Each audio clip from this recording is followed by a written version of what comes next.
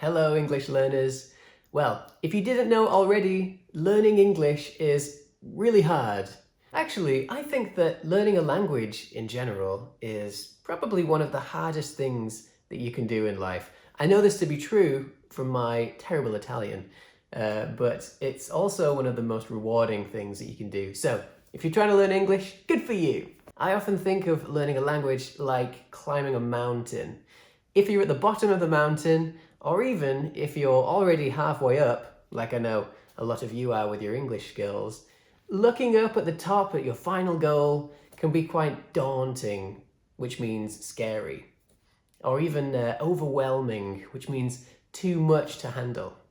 When we want to learn a new skill or anything new really, we often have these big picture thoughts. When you want to learn English, you think, I want to speak fluently. I want to speak with native speakers and watch films without being confused or not being able to follow the storyline. These are our big picture thoughts. And I promise you that you will definitely reach those goals.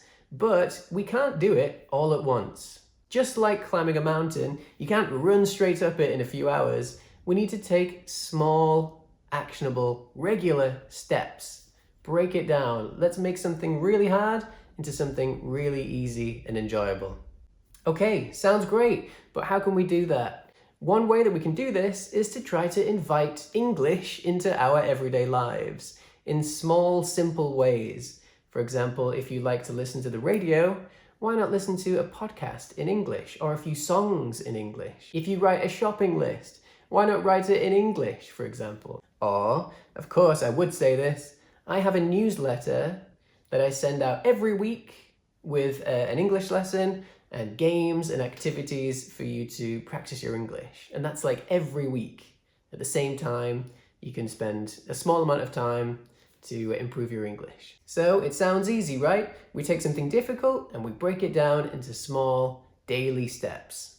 Well, we also need a way to track our progress and make sure that we're heading towards that final goal. And that's where SMART goals come into play. And if you've never heard of SMART goals before, they are specific, measurable, achievable, relevant, and also time-bound.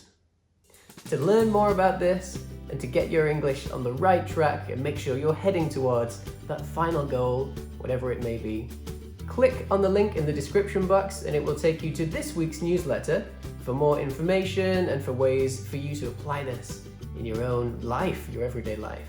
So, if this has been useful for you, please hit like, hit subscribe, and until next time, happy learning.